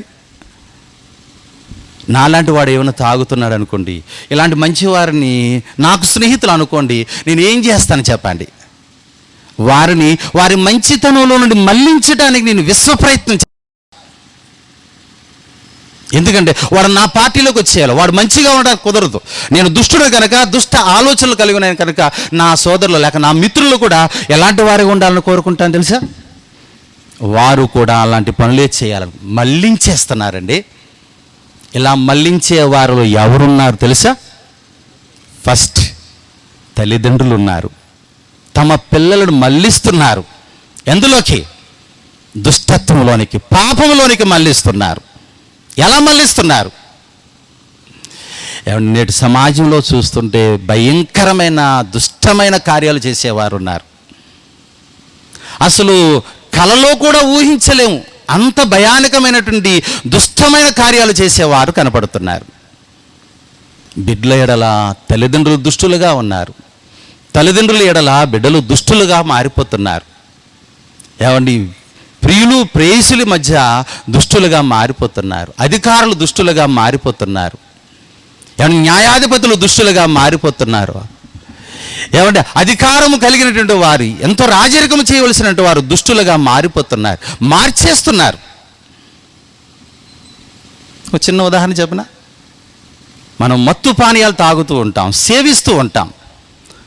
ఒక చార్మినార్ యొక్క సిగరెట్ పెట్టి మీద ఏమిటో చెప్పండి, పొగ త్రాగుట హానికరం అంటారు, రాస్తాడు. మళ్ళా దాన్ని అమ్మటం ఏంటి చెప్పండి, తయారు చేయటం ఏంటి? అంటే త్రాగి తినే ఆరోగ్యం పోతుంది నాయన అంటున్నారు. మరి వాళ్ళని తాగేటట్టుగా చేస్తున్నారేంటి? అధికారం లేదా? తల్లిదండ్రులు లేరా? ఏమంటే తమ పిల్లల చేత ఒక బాటిల్ తెప్పించుకుంటున్నారు. అరే బిడ్డ ఇల్లు తీసుకురారా, తెస్తున్నాడు, బాగుంది. ఏమండి ఒక రోజున అదే బిడ్డ నువ్వు త్రాగినటువంటి ఆ బాటిల్ పట్టుకుని ఏం చేస్తున్నాడు తెలుసా? ఇటీవల కాలంలో మీడియాలో వచ్చింది.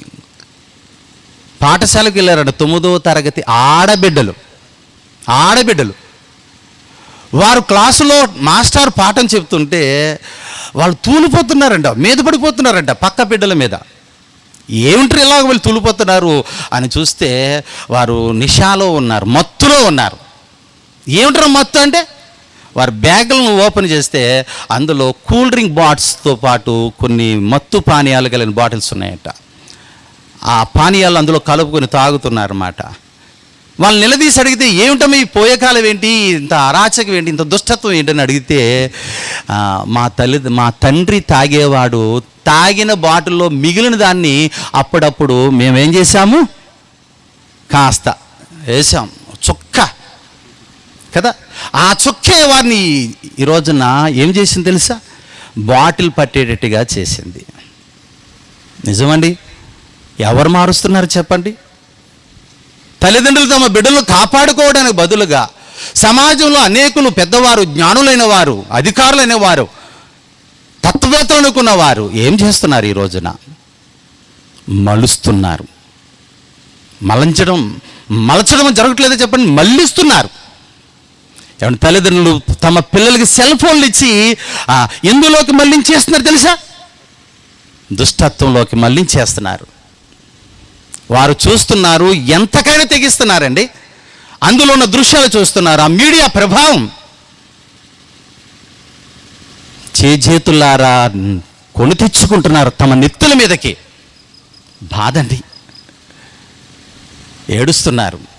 ఒరే ఇంత దుష్టుడిగా ఎలా మారిపోయేవారంటే వాడు చల్లగా చెప్తాడు, నాన్న నువ్వు నేర్పిందే, నువ్వు చెప్పిన పాఠాలే. కొనిచ్చాడు 10,000 రూపాయల సెల్ ఫోన్, చూస్తున్నాడు. నువ్వు లేనప్పుడు చాటుగా చూస్తున్నాడు. ఒక అమ్మాయిని ఎలా రేప్ చేయాలో చూస్తున్నాడు, ఒకని ఎలా హత్య చేయాలో చూస్తున్నాడు, ఎలా దోపిడీ చేయాలో చూస్తున్నాడు.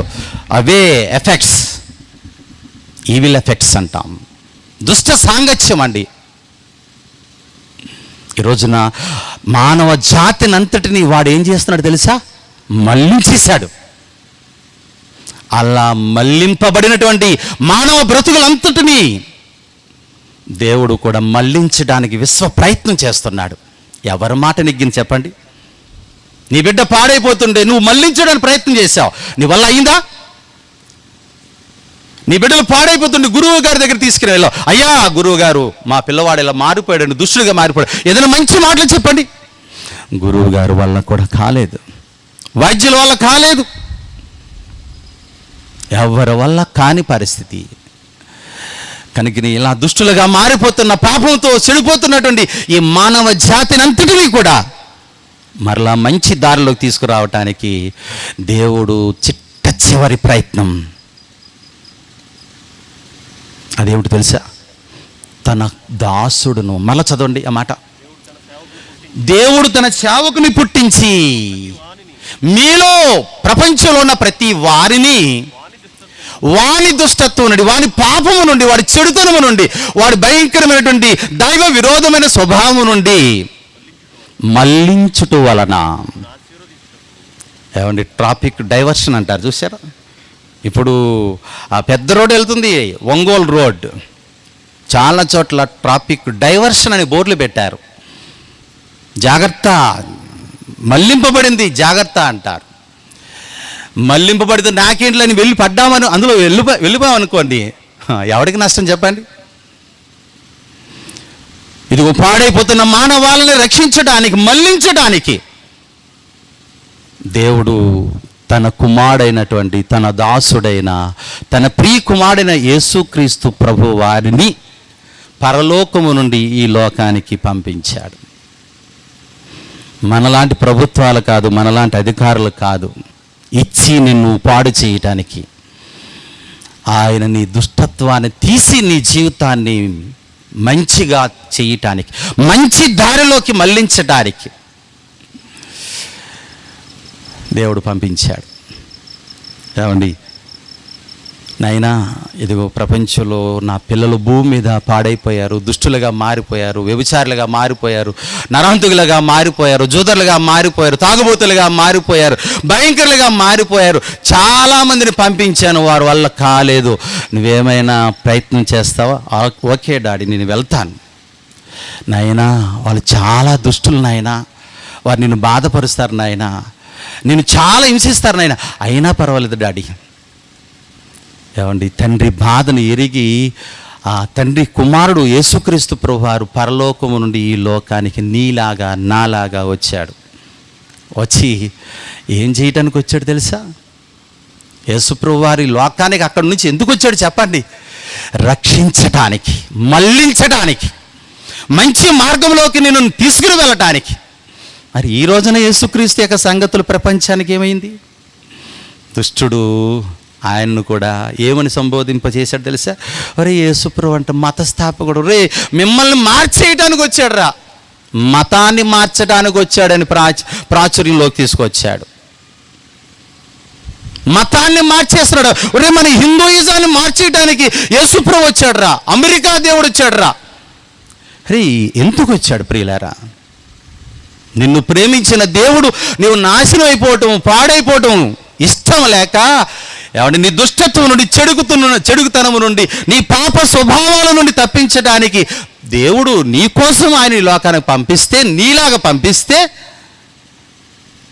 ఆయన మనసును అర్థం చేసుకోక ఈ రోజున అతడు నా గురించి కాదు, నన్ను పాడు చేయడానికి వచ్చాడు, మా సమాజాన్ని పాడు చేయడానికి వచ్చాడు, మా మతాన్ని పాడు చేయడానికి వచ్చాడని ఈ రోజున ప్రపంచాన్ని నమ్మింపజేశాడు. ఎవడు? దుష్టుడు.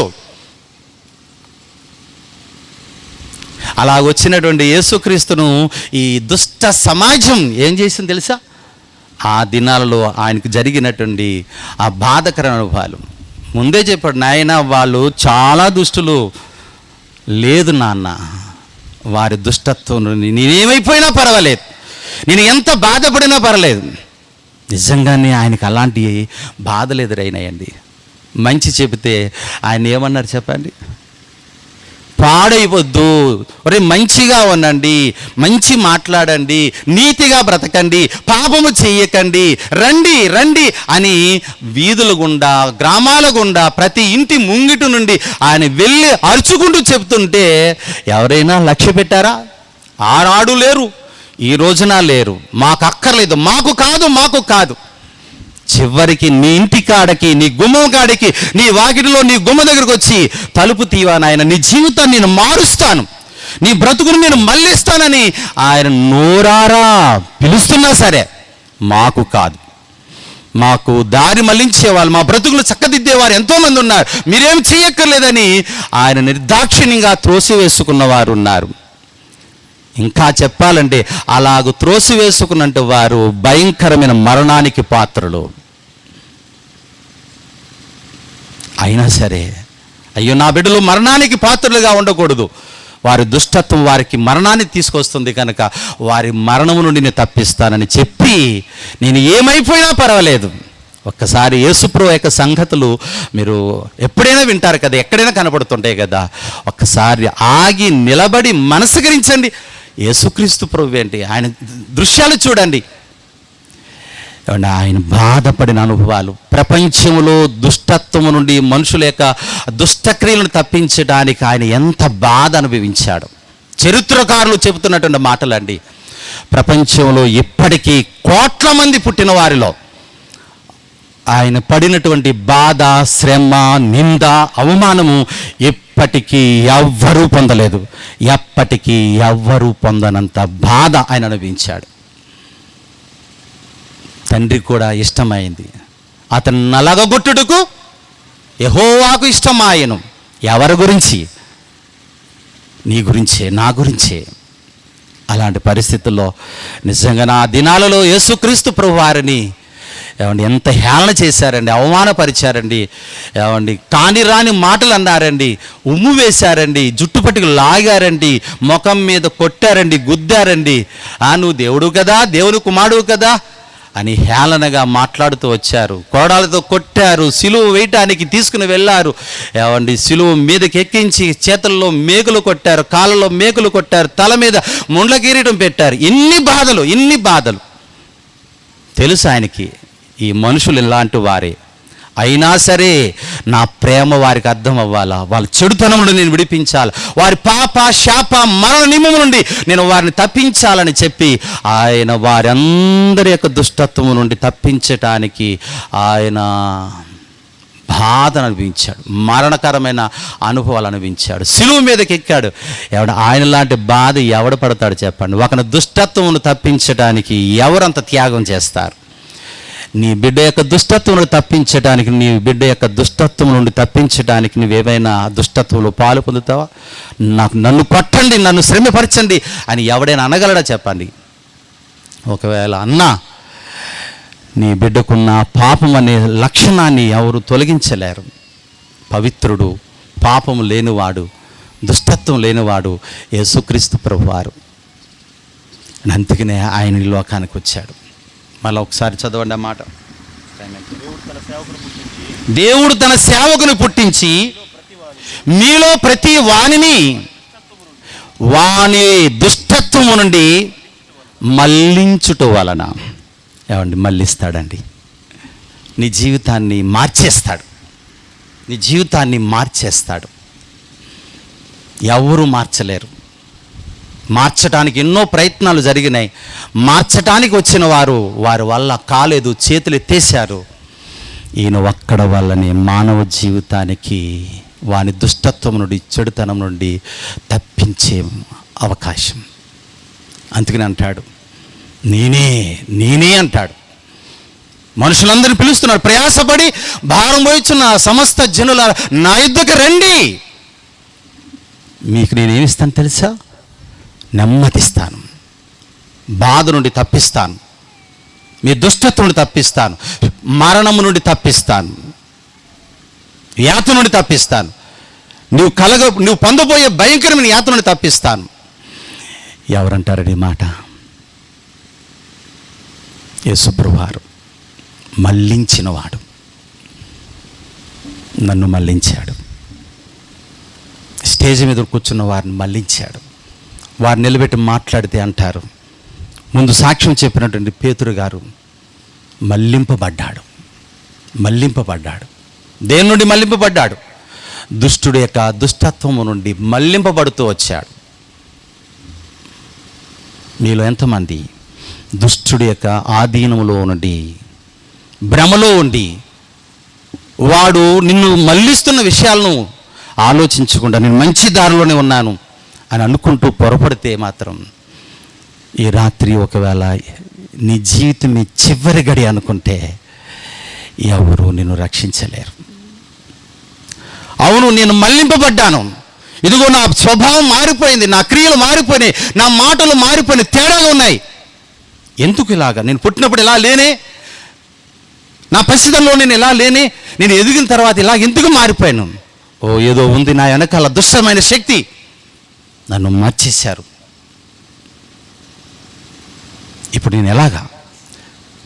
నిజంగానే యేసుక్రీస్తు ప్రభువు నీ దగ్గరకు వచ్చాడయ్యా, వచ్చాడమ్మా, నిన్ను మార్చడానికి, నిన్ను పాడు చేయడానికి కాదు, నిన్ను బాధ పెట్టడానికి కాదు, నిన్ను నరకానికి పంపించడం కాదు, నాశనం నుండి తప్పించడానికి లోకరక్షకుడుగా, సేవియర్గా నీ దగ్గరకు వచ్చాడు. నీ కోసం అంత శ్రమ అనిపించాడు, బాధ అనిపించాడు, చివరికి ప్రాణం కూడా పెట్టాడు. ఆయన ప్రాణం పెట్టినంతగా నీ కోసం త్యాగం చేశాడు, నిజంగానే మరణించాడు నీ కోసం, నిన్ను మళ్ళించడానికి, మంచి మార్గంలో తీసుకురావటానికి, పవిత్రమైన నీతియుక్తమైన మార్గంలోకి తీసుకురావటానికి. ఇంకా చెప్పాలంటే నరక కూపము నుండి, పాతాళపు వేదల నుండి నిన్ను మళ్లించడానికి, స్వర్గానికి, ముక్తికి, మోక్షమునకు, పరలోకానికి నిన్ను మళ్లించడానికి యేసుక్రీస్తు ప్రభువారు ఈ లోకానికి వచ్చారు. నమ్మండి, ఆలోచించండి. ఆయన యొక్క త్యాగం అంత గొప్పది. ఆయన నిన్ను మళ్లించేవాడు, ఎవ్వరూ మళ్లించలేరు. నిన్ను పుట్టించిన తల్లిదండ్రులు కానీ, నీకు విద్యను నేర్పిన ఉపాధ్యాయులు కానీ, మహానుభావులుగా పిలువబడుతున్న ఎంతోమంది సాధువులు లాంటి వారు కానీ వారి వల్ల కాదు. ఎందుకు తెలుసా? వారును దుష్టత్వంతో ఉన్నారు, వారును పాపంతో ఉన్నవారు. పాపముతో ఉన్నవాడు మరొక పాపి యొక్క పాపాన్ని ఎవడు తొలగించలేడు. పాపము లేనివాడు, దుష్టత్వం లేనివాడు దుష్టుని నుండి, దుష్టత్వం నుండి తప్పించగలడు. యేసుక్రీస్తు ప్రభువారు మంచివాడు, ప్రేమామయుడు, దయగలిగిన వాడు, కరుణా సంపన్నుడు, ఏమండి అందరినీ ప్రేమిస్తున్నట్టు వాడు. ఏదో ఒక మతాన్ని ఉద్ధరించడానికి వచ్చినవాడు కాదమ్మా, లోకరక్షకుడు, దేవుని చేత పంపింపబడిన అద్వితీయ దేవుని కుమారుడు, నీకోసం ప్రాణం పెట్టినటువంటి యేసుక్రీస్తు ప్రభువారు నిన్ను మళ్ళిస్తాడు. మళ్ళించబడటానికి ఇష్టపడతావా? ధన్యుడు, ధన్యురాలు. నేను అలాగే వెళ్తానంటే ఇదిగో కాచుకుని ఉంది పాతాళం, డైరెక్ట్గా నిన్ను తీసుకుని వెళ్తుంది. అగ్ని ఆరదు, భయంకరమైన బాధ. అది శరీరంతో బాధపడేది కాదు. నీ శరీరమును విడిచిపెట్టిన తర్వాత ఇప్పటి వరకు నిన్ను శక్తితో నడిపించిన నీ ఆత్మకు పట్టే గతి. అగ్ని ఆరదు, పొరుగు సావదు. అలాంటి పరిస్థితి నుండి తప్పించబడాలంటే ఇదిగో యేసు ప్రభు నీకు శరణ్యం. ఆయన నమ్ముకొనండి, ఆయన ఎద్దుకు రండి, ఆయన మాట వినండి. ఆయన లక్షణాలు ఏమిటో, ఆయన ప్రేమతత్వం ఏమిటో, ఆయన నీ కొరకు ఎలాంటి త్యాగం చేశాడో ఆలోచించండి, ఎరగండి, స్వీకరించండి. యేసుక్రీస్తును స్వరక్షకుడిగా నమ్మి విశ్వసించండి. అప్పుడు నీకు నెమ్మది, అప్పుడు నీవు మంచి మార్గంలోకి నడిపించబడతావు, సమాధానకరమైన మార్గంలోకి వెళ్తావు, నిత్య జీవము అనే సంగతుల్లోకి వెళ్ళి నెమ్మదిగా సమాధానముగా ఉండగలవు. ప్రార్థన చేసుకుందాం.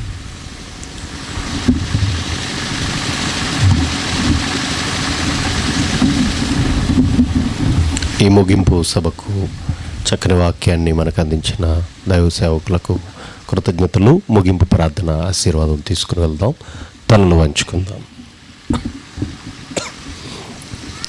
ప్రేమ కలిగిన మా తండ్రి, దయగలిగిన మా దేవ, మానవ జీవితంలో ప్రతిదినము చాలా విలువైనది.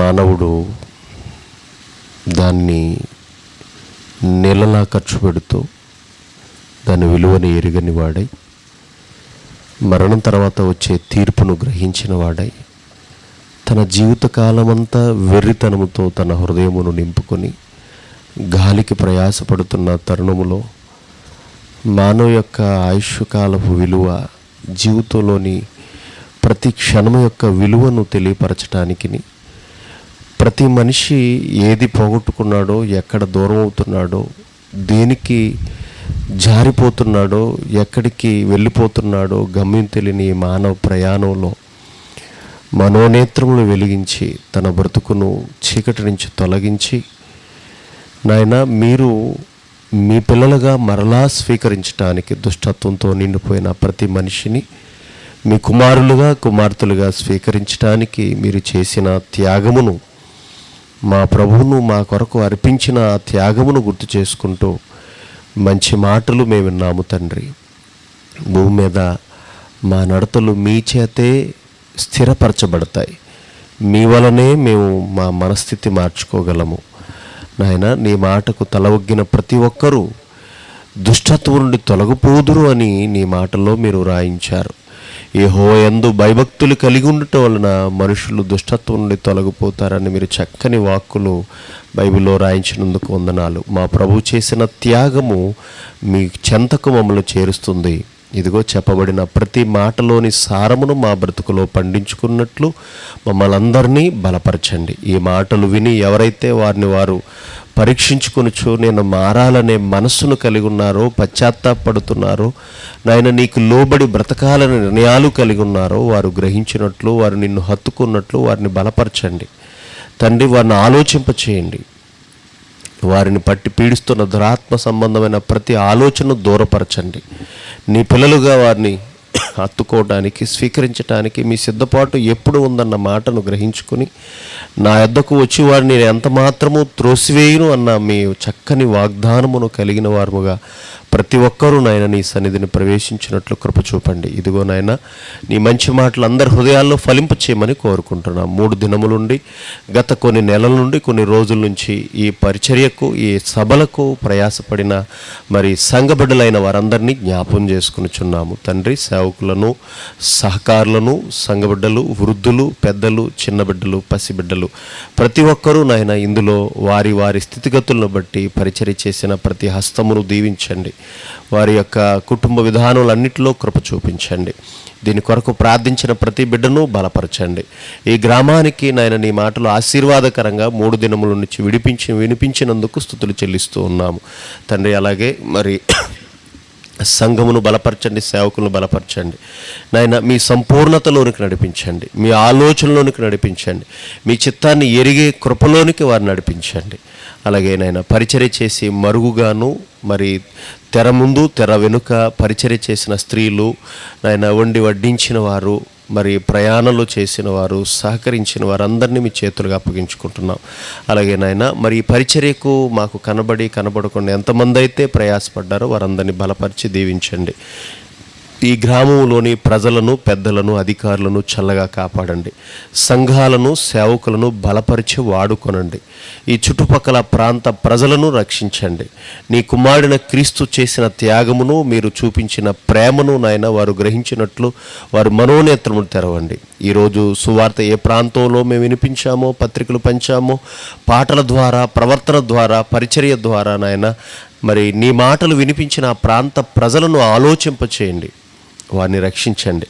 ఆ పరిచర్యలో నాయన దూర ప్రాంతం నుంచి వచ్చిన మరి ఇరగవరం, వేల్పూరును ఆనుకుని ఆయా మరి గ్రామాల నుంచి అనేక సంబంధమైన బిడ్డలు నాయన, వృద్ధులు, పెద్దవారు, పసిపిల్లలు, మరి ఆటో సహోదరులు, వాహన సహోదరులు అందరూ నాయన ప్రయాసపడుతూ దూరం నుంచి వచ్చారు. వారందరిని బట్టి వందనములు. తిరిగి వారు గృహాలకు వెళుతుండగా దూర ప్రయాణంలో ఏ విధమైన అవాంతరములు జరగకుండా క్షేమంగా వారి గమ్యస్థానాలకు వెళ్ళటానికి కృప చూపించండి. చుట్టుపక్కల గ్రామాల నుంచి వచ్చిన వారిని కూడా క్షేమంగా వారి గృహ గమ్యస్థానాలకు చేర్చమని కోరుకుంటూ ఇక్కడ ఉన్న సేవనంతటిని నాయన అభివృద్ధిపరచమని నాయన, అలాగే మరి ఇక ముందు రోజుల్లో నాయన ప్రాంత ప్రజలందరినీ ఆలోచింపచేసి అనేక మందికి నీ సత్యమును తెలియపరిచినట్లు నీ బిడ్డలైన వారిని వాడుకోమని కోరుకుంటూ ఈ కార్యక్రమం అంతటిని బట్టి, మీరు చేసిన ఉపకారములను బట్టి, సమస్తమును బట్టి మీకు కృతజ్ఞతాస్తుతులు చెల్లిస్తూ మా ప్రభువు, మా రక్షకుడు, మీ కుమారుడైన క్రీస్తు వారి దివ్యనామముని ప్రార్థన మీకు సమర్పిస్తున్నాము తండ్రి.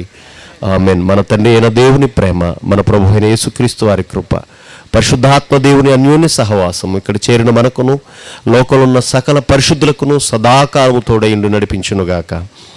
ఆమేన్. అందరికీ వందనాలండి. మంచిది. దయచేసి మీ సెల్ ఫోన్లో స్విచ్ ఆన్ చేసుకోండి.